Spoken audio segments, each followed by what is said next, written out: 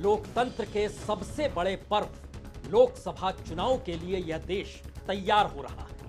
अगले 5 से 6 दिनों में चुनाव आयोग इस देश में लोकसभा की चुनावों की तारीखों का ऐलान करने वाला है और इस दौर में लगातार अलग अलग राज्यों का दौरा मुख्य चुनाव आयुक्त राजीव कुमार कर रहे हैं। लेकिन चुनाव से ऐन पहले आज एक ऐसी खबर चुनाव आयोग से निकल कर आई जिसने समूचे देश को चौंका दिया।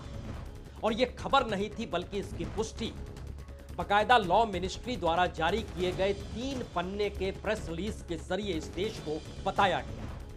उसमें जानकारी दी गई कि चुनाव आयुक्त अरुण गोयल ने इस्तीफा दे दिया है और उस इस्तीफे को राष्ट्रपति ने स्वीकार भी कर लिया है। यानी अरुण गोयल जो इस वक्त चुनाव आयुक्त थे वह अभी रिटायर हो नहीं रहे थे। उनका टर्म 2027 तक था और इस वक्त मुख्य चुनाव आयुक्त राजीव कुमार जो है वह रिटायर 2025 के फरवरी में हो रहे हैं।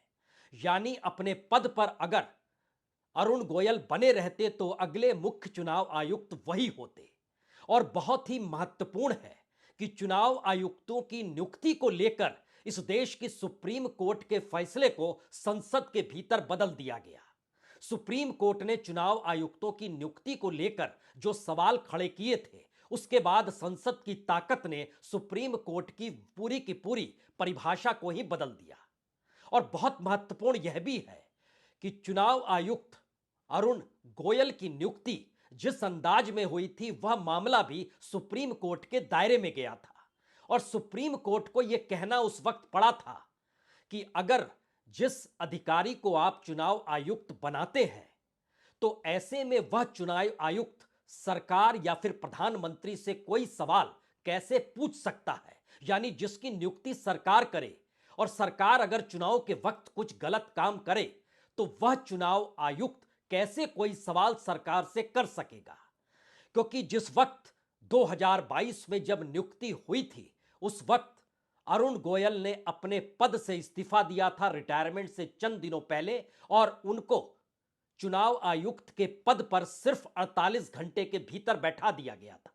और उसी को लेकर सुप्रीम कोर्ट में जब मामला गया तो सुप्रीम कोर्ट ने यही सवाल खड़ा किया था कि कैसे सरकार इस तरीके से किसी चुनाव आयुक्त को बना सकती है।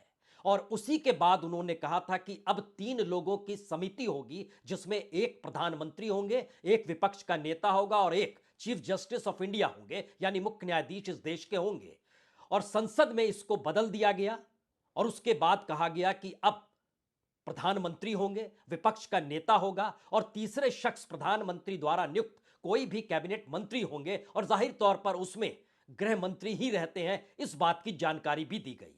लेकिन आज जब इस्तीफा आया 3 पन्नों की जानकारी के साथ तो उसमें जो लिखा हुआ था उस मजमून को पढ़ देखने से पहले उसको आप हिंदी में जरा सुन लीजिए क्या लिखा हुआ था। उसमें लिखा था कि मुख्य चुनाव आयुक्त और अन्य चुनाव आयुक्त ब्रैकेट में नियुक्ति, सेवा की शर्तें और कार्यालय की अवधि अधिनियम 2023 की धारा 11 के खंड 1 के अनुसरण में राष्ट्रपति श्री अरुण गोयल चुनाव आयुक्त दिया गया इस्तीफा स्वीकार करते हुए प्रसन्न है।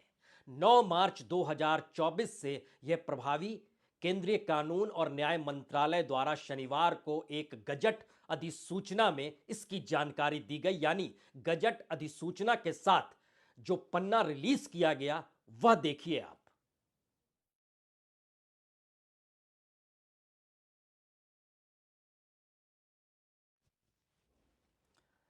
तो राष्ट्रपति ने इस्तीफा स्वीकार कर लिया और सब कुछ जिस तेजी के साथ हुआ उसमें चुनाव आयोग का कोई भी अधिकारी इस वक्त कुछ बोलने की स्थिति में नहीं है। जो भी जानकारी हमने टटोलने की कोशिश की सभी ने कहा कि हमारे लिए भी यह एक बड़ा झटका है।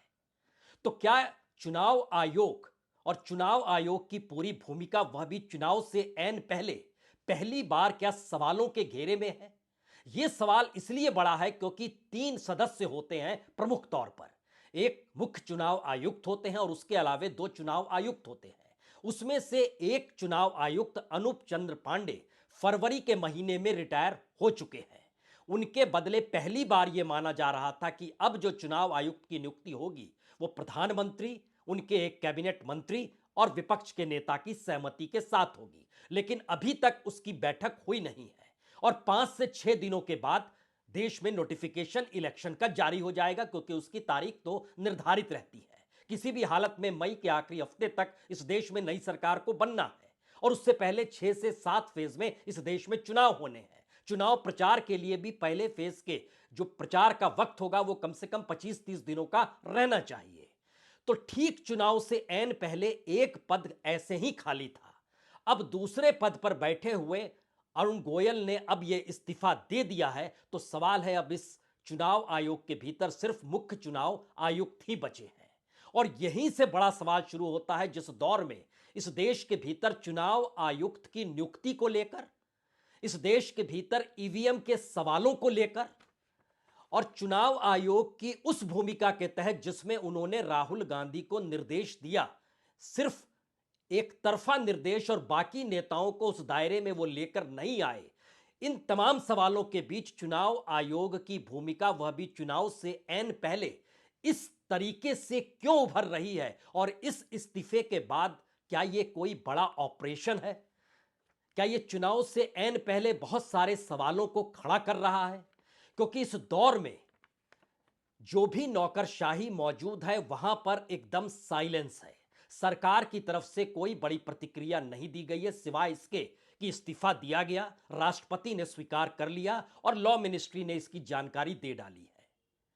इस बारे में ना तो कानून मंत्री ने कुछ कहा, ना प्रधानमंत्री की तरफ से कोई प्रतिक्रिया आई, ना गृह मंत्री की तरफ से आई। और एक संवैधानिक पद पर बैठे हुए शख्स के इस्तीफे के बाद वो सारे सवाल दोबारा से उभर कर सामने आ गए हैं, जिन सवालों को लेकर राजनीतिक तौर पर विपक्ष गाहे बगाहे बोलता तो जरूर था, लेकिन इस देश के भीतर जो सवाल उठ रहे थे वह चुनाव आयुक्त की नियुक्ति को लेकर ही उठ रहे थे।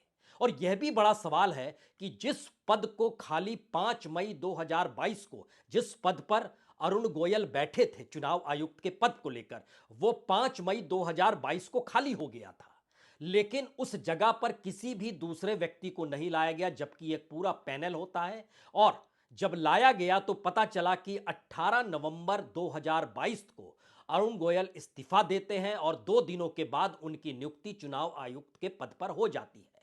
इसको लेकर सुप्रीम कोर्ट में जो भी सरकार की छीछा लेदर हुई और उसके बाद जो भी सुप्रीम कोर्ट ने व्याख्या चुनाव आयुक्त की नियुक्ति को लेकर किया, तो संसद की ताकत को दिखाते हुए सुप्रीम कोर्ट के फैसले को बदल दिया गया। अब यह सवाल बड़ा है, क्या इन तमाम परिस्थितियों से गुजरते हुए अरुण गोयल के सामने क्या इस तरीके के निर्णय लेने की नई परिस्थितियां आ चुकी थी, या इस दौर में जैसे जैसे चुनाव करीब आ रहा है और इस देश के भीतर चुनाव आयोग जैसी संस्था को लेकर सवाल है, तो उन सवालों का जवाब कौन देगा? शायद इसको लेकर एक जबरदस्त चुप्पी साधी गई है। और ध्यान दीजिए, इस दौर में हमें लगता है 2-3 रेफरेंसेस की जरूरत है। अशोक लवासा एकमात्र व्यक्ति जिन्होंने चुनाव आयुक्त के पद से इस्तीफा दिया, वह भी तब दिया जब उनके घर पर रेड पड़ी, उनके परिवारजनों को परेशान किया गया, क्योंकि एक जगह पर सरकार के फैसले के अनुकूल अशोक लवासा नहीं थे, तो उन्हें अपने पद से इस्तीफा दे देना पड़ा।